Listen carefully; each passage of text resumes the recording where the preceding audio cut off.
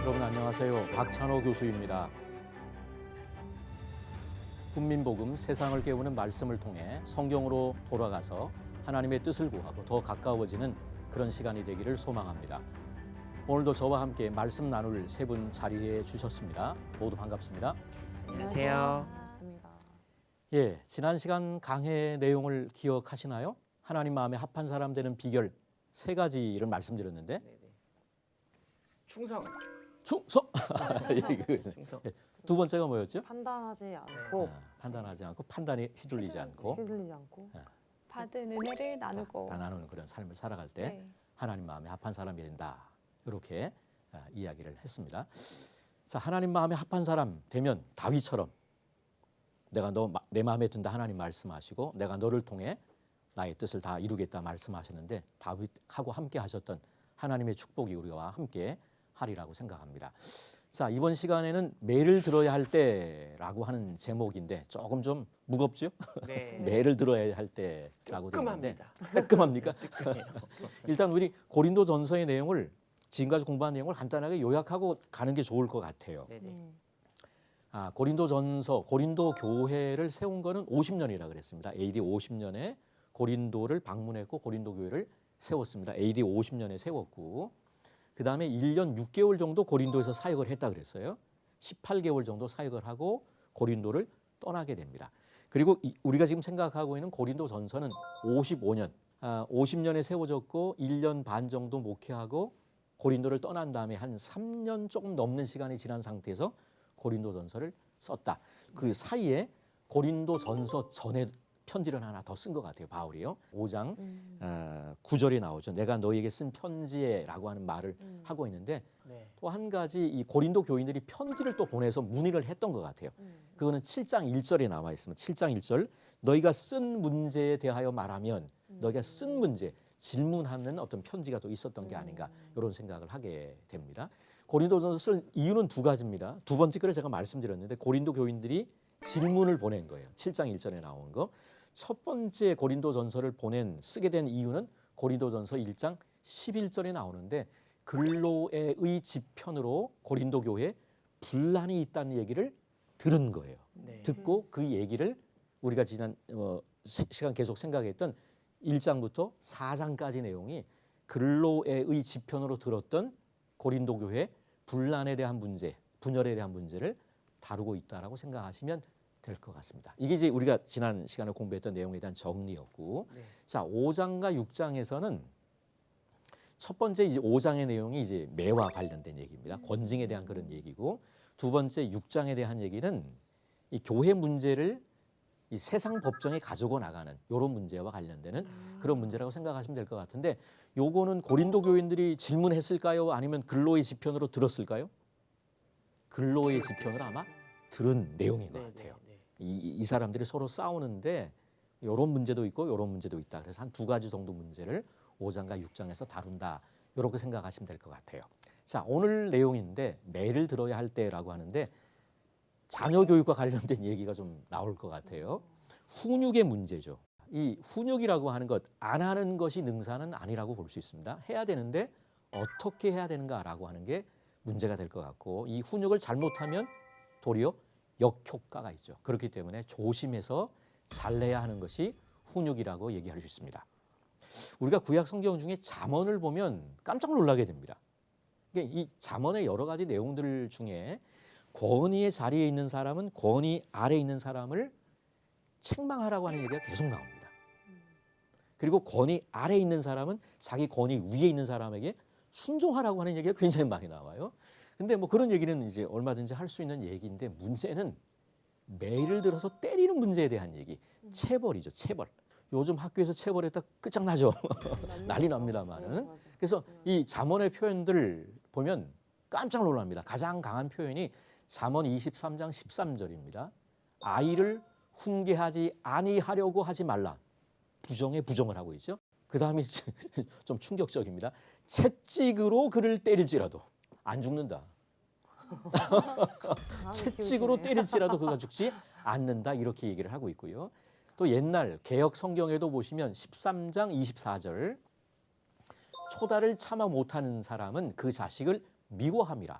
초다를 참아 못한다 그랬는데 매를 아끼는 자는 그의 자식을 미워하는 것이다. 자식을 사랑하는 사람은 근실이 징계한다라고 하는 그런 얘기가 나와 있습니다. 그래서 이 사실 잠언에 이 권위의 자리에 있는 사람이 아랫사람을 훈계하라는 얘기는 문제가 안 되는데 막 채찍으로 때리고 막 매를 들어 때리는 이런 부분에 대한 얘기들은 지금 유아교육을 공부하시는 분들이 이 구조를 보면 기함합니다. 기함합니다. 소위 체벌에 대해서 지금은 시대가 많이 바뀌어서 그렇게 하지 못합니다만은 그러나 분명한 것은 체벌이 되었던 다른 형태가 되었던 어떤 모양으로든지 훈육이라고 하는 것이 필요한 것만은 사실이라고 볼 수 있습니다. 여러분 다윗에 대해서 우리가 보통 성군으로 기억합니다. 많은 사람의 존경을 받는데 우리아의 아내 밧세바를 범하고 또 우리아를 살인교사한 것 외에는 뭐 별반 잘못이 없다고 하는데 실제로 자녀 교육에 있어서도 적지 않은 잘못이 다윗에게 있었던 것 같습니다.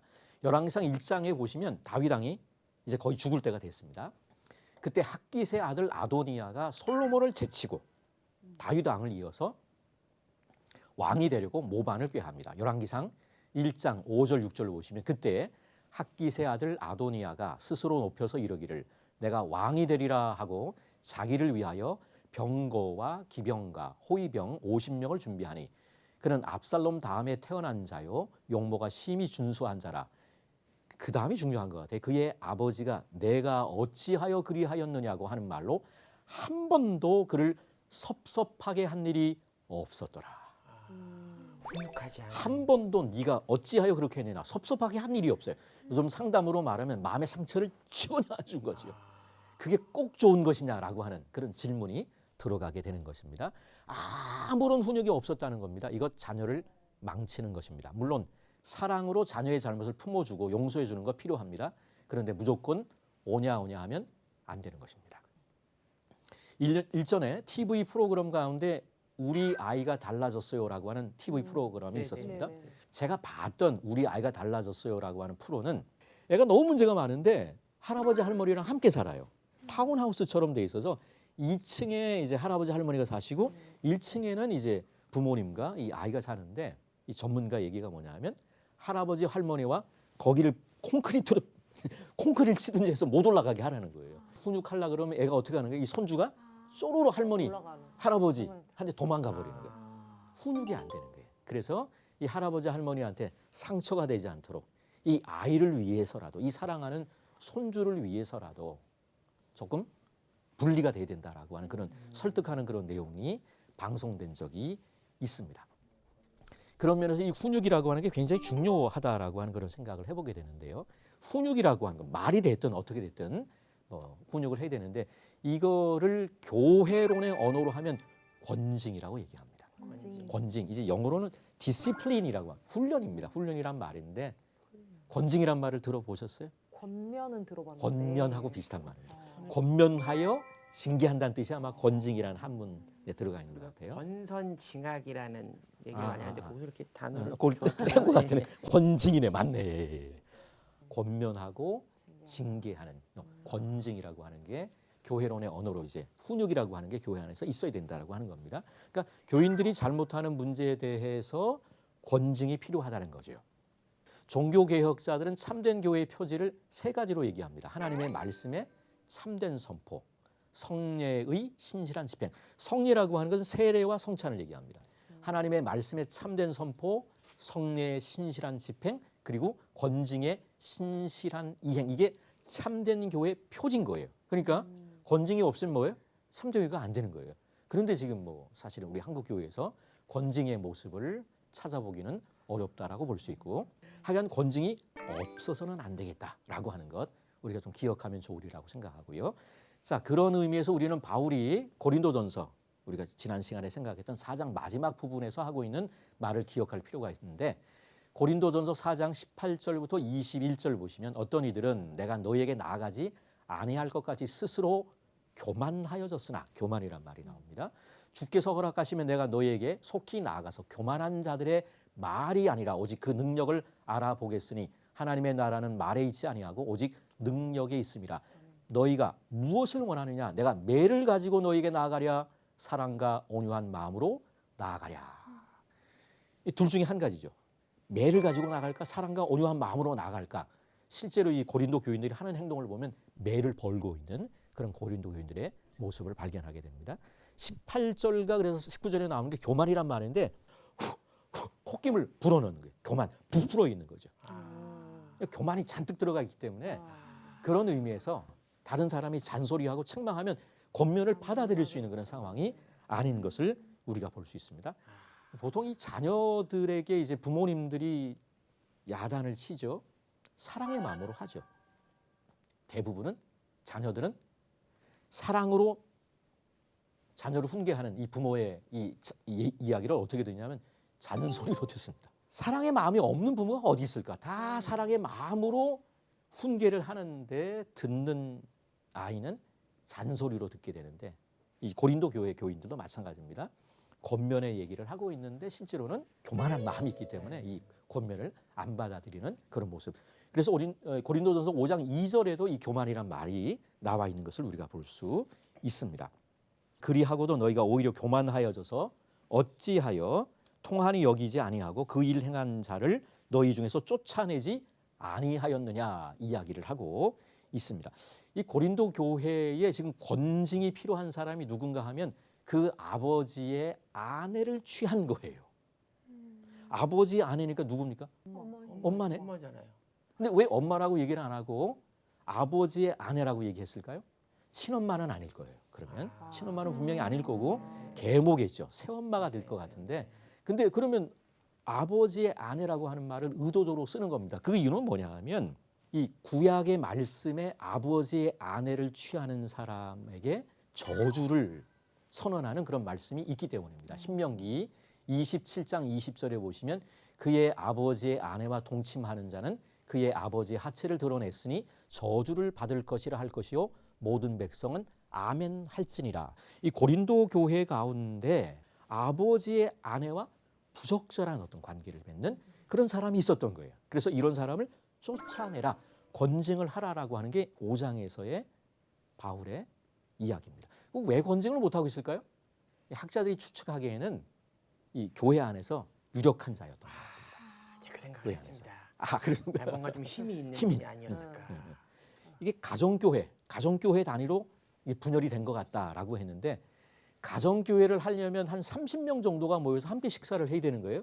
대저택을 소유한 사람이었을 것 같다. 뭐 가정교회 리더까지는 아니다라고 하더라도 장소를 제공할 수 있는 그런 사람이 많지 않았거든요. 그래서 이제 가난한 사람들이 많은 그런 고린도 교회였고 그 가운데 유력한 대저택을 소유한 사람이었을 것이다라고 하는 게 지금 학자들의 얘기고 그런 사람을 고린도전서 5장 13절에 보시면 바로 단도직입적으로 얘기합니다. 이 악한 사람은 너희 중에서 내쫓으라 이렇게 얘기를 합니다. 소위 말하는 권징의 시행을 강력하게 촉구하고 있는데 5절 말씀에도 보시면 이런 자를 사단에게 내주었으니 이는 육신은 멸하고 영은 주 예수의 날에 구원을 받게 하려 함이라 말씀하고 있습니다. 자, 이 말씀 통해서 권징의 목적이 무엇인지를 깨닫게 됩니다. 육신은 멸하더라도 그 영은 주 예수의 날에 구원하는 것, 그것이 바로 권징의 목적이라고 하는 것이죠. 훈계할 때도 마찬가지겠죠. 매로 때리는 게 목적이 아니겠죠.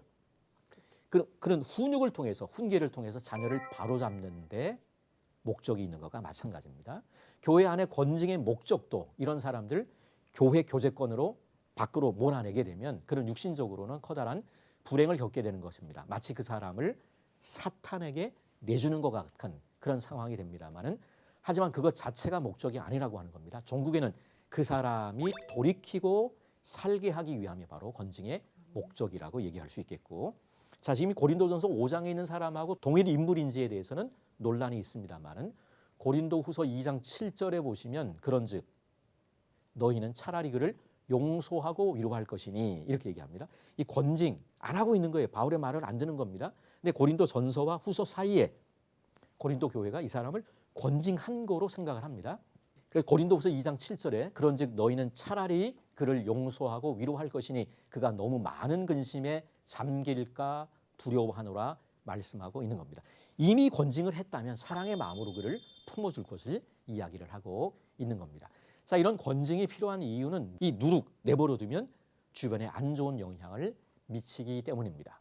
고린도전서 5장 6절 보시면 너희가 자랑하는 것이 옳지 아니하도다. 적은 누룩이 온 덩어리에 퍼지는 것을 알지 못하느냐. 우리의 몸에 암덩어리를 발견하면 온몸의 건강을 위해서 그 암덩어리를 제거해야 되는 겁니다. 자, 그래서 이 건징의 필요성과 정당성을 말씀하는 그런 본문 가운데 7절 말씀이죠. 고린도전서 5장 7절 바울은 뭐라고 얘기하냐면 우리의 유월절 양 곧 그리스도께서 희생되셨다라고 말씀합니다. 우리의 유월절 양 그리스도께서 희생의 대가를 지불하시고 이루어 주신 것이 교회 공동체다라고 하는 겁니다. 그러므로 이런 잘못된 사람들 이 누룩을 통해서 더럽혀지면 안 된다라고 하는 얘기를 바울이 하고 있는 것이죠. 그래서 누룩 없는 그런 새 덩어리가 우리가 되었기 때문에 묵은 누룩을 내버려야 된다라고 하는 것을 얘기하고 있는 겁니다. 자, 이 누룩에 대한 얘기. 원래는 유월절 문맥에서는 누룩 없는 무교병을 먹게 된 이유는 급하게 나오기 때문에 발효를 못 시킨 딱딱한 빵을 먹은 건데 지금 이 문맥에서는 이 누룩이라고 하는 게 잘못된 가르침을 의미하는 것으로 해석이 됩니다.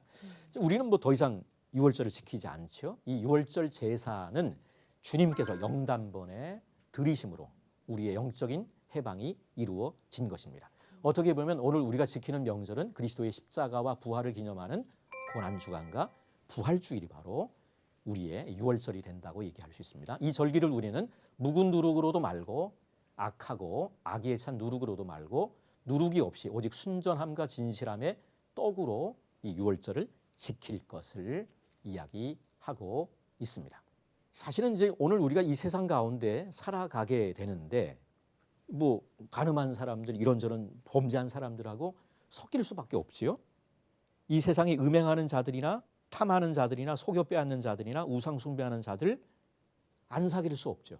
바울은 고린도 전전서에서 얘기했던 말을 고린도 교인들이 오해하고 있는 것을 바로잡고 있습니다. 바로잡고 있는 내용이 뭐냐면 내가 고린도 전전서에서 이런 사람들을 사귀지 말라 그랬는데 이 세상 가운데 우리가 어떻게 세상 바깥으로 나갈 수는 없지 않느냐. 도무지 사귀지 말란 얘기가 아니다. 문제는 교회 안에서 좀 얘기가 다르다라고 하는 얘기를 상세하게 하고 있는 겁니다. 그래서 고린도 전전서에 대한 내용을 하고 있고 그 내용을 바로잡는 내용이 5장 9절부터 이어지는 내용이라고 생각하시면 될 것 같고요. 13절 보시면 밖에 있는 사람들은 하나님이 심판하시려니와 근데 교회 공동체 안에 이런 행동을 하는 사람들은 너희 중에서 내쫓으라라고 사도 바울은 이야기를 하고 있는 겁니다. 우리가 이 세상을 살아가면서 안 믿는 사람들하고 어울릴 수밖에 없죠. 네. 안 어울릴 수는 없는 것 같고, 근데 여기에도 여러 가지 이제 의견들이 있을 수 있을 것 같은데 분리주의적인 영성을 가진 사람이 있을 수 있습니다. 예를 들면 수도원 같은 담을 치고 담 안에 들어가서 사는 거죠. 세상은 더러운 거죠. 그러니까 수도원 담 안쪽에 들어가면 거룩하다고 생각하는데 실제로는 수도원 안에서도 여러 많은 문제들이 있다라고 얘기를 합니다. 그래서 이 영성의 문제, 분리주의적 영성이 맞는지에 대해서는 조금 더 우리가 생각할 필요가 있습니다. 도무지 사귀지 말라. 여러 가지 뭐 잘못하는 사람들하고 도무지 사귀지 않으려면 세상 바깥으로 나가야 되니까 그건 뭐 논리적으로 불가능한 그런 일이라고 얘기할 수 있겠고 네. 교회 공동체 안에서는 그러지 않아야 되겠다라고 하는 것이 오늘 본문의 이야기라고 생각하시면 될 것 같습니다. 자, 오늘 본문의 말씀 한 3가지 정도로 적용할 수 있을 것 같은데 첫 번째는 이 구약 성경의 권위, 이 아버지의 아내라고 하는 게 신명기나 레위기에 나오는 말씀들을 배경에 가지고 있다라고 하는 그런 말씀을 했는데 그런 면에서 이 구약 성경의 권위를 우리가 인정하고 있는지에 대한 것을 한번 좀 진지하게 생각할 필요가 있는 것 같고요. 특별히 그리스도 안에서 우리에게 주어진 이 자유를 빌미로 우리의 부도덕함을 자랑하고 있지는 않은지를 우리가 좀 돌아볼 필요가 있는 것 같아요. 두 번째는 엄정한 본보기가 필요한 경우가 있을 것 같습니다. 이 공동체 전체 건강을 위해서 우리가 끊어버려야 될 악습이나 악행이 혹여 있지는 않은지 돌아보아야 될 것입니다. 자, 세 번째로는 어쨌거나 오늘 본문 가운데 세상과 교회에 대해서 이중잣대를 말씀하고 있는 듯합니다. 우리가 세상 가운데 살아가면서 죄인들과 안 어울릴 수 없다는 겁니다. 근데 교회 공동체 안에서는 이런 잘못한 사람들에 대한 것들을 엄중하게 다룰 것을 이야기를 하고 있습니다. 그래서 바울은 잘못한 그 사람만 책망하고 있는 게 아니라 고린도 교회 공동체 전체가 공범이라고 이야기를 합니다. 고린도전서 5장 2절에 보시면 그리하고도 너희가 오히려 교만하여져서 콧김을 훅훅 불어넣는다는 그런 의미라 그랬죠. 어찌하여 통한이 여기지 아니하고 그 일 행한 자를 너희 중에서 쫓아내지 아니하였느냐. 6절에 보시면 너희가 자랑하는 것이 옳지 아니하다 이야기를 하고 있습니다. 인간은 누구나 홀로 떨어지는 섬은 아니라고 하는 겁니다. No man is an island라고 하는 그 식구가 있답니다. 누구도 개별적인 섬이 아니다. 다 연결이 돼 있다는 거죠. 적은 누룩이 온 덩어리에 퍼지는 것을 알지 못하느냐. 너희는 누룩 없는 자인데 새 덩어리가 되기 위하여 묵은 누룩을 내버리라. 자, 이런 설명은 아마 이제 교회 공동체 안에서 쫓아내는 출교를 지시하는 그런 이유를 우리에게 잘 설명해 주는데 범죄자를 교회 내에 머물도록 하는 것이 공동체 전체를 오염시키게 된다라고 하는 그런 이야기가 될 겁니다. 자, 참된 교회 표지가 세 가지라 그랬죠. 그냥 간단하게 얘기하면 말씀과 성례와 권징이라 그랬죠. 근데 이 권징에 대한 거를 강력하게 요청하는 그런 말씀이라고 얘기를 했는데 이 권징에 대한 어떻게 권징할 것인지에 대해서는 좀 지혜가 필요하다고 생각합니다. 자, 오늘 내용 중에 뭐 질문 있으시면 질문하시면 좋으리라고 생각해요. 혹시 저희 교회는 7일을 하기도 하거든요. 이게 권징이 될 수 있는 건가요? 그렇죠. 7위가 권징이죠. 권징이라고 생각하시면 될 것 같은데 이 권징하고 7위하고 이런 것들이 쉽지가 않은데 저는 그래서 잠언 9장 8절 말씀 거만한 자를 책망하지 말라 그가 너를 미워할까 두려우니라. 지혜 있는 자를 책망하라 그가 너를 사랑하리라. 이게 무슨 얘기냐면 사람을 가려가면서 책망하라는 그런 얘기예요. 근데 요거를 학생들한테 거꾸로 적용시키는 거지. 네가 책망받을 때 그거를 잘 받아들이면 내가 지혜로운 사람임을 증명하는 거예요. 나를 책망할 때 내가 그걸 잘 못 받아들이면 내가 어리석은 사람임을 스스로 입증하는 거다.